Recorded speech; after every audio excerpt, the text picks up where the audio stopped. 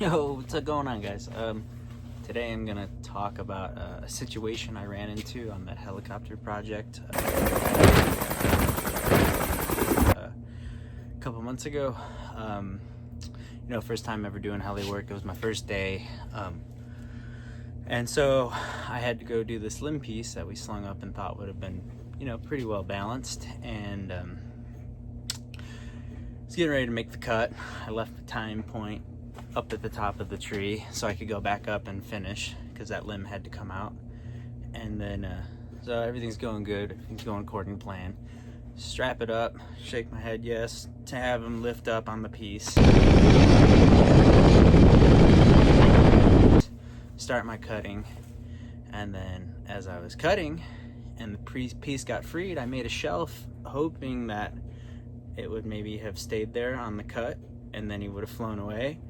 But the piece came off it and didn't even care about the shelf, and what it did was it grabbed my rope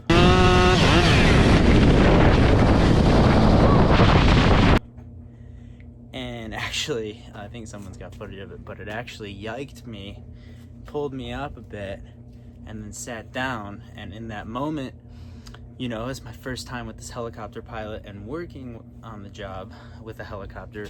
I kind of didn't panic, but I saw how tangled my rope was on the piece. I didn't know if the pilot could actually see what was going on because I didn't have direct communication.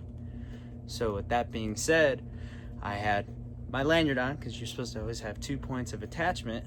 So I had to make a game time decision. Everything's going through your head. You don't know if you're gonna get pulled out of the tree, worst case scenario.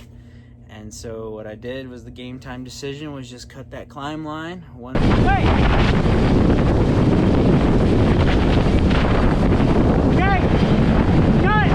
fell swoop of the silky, and I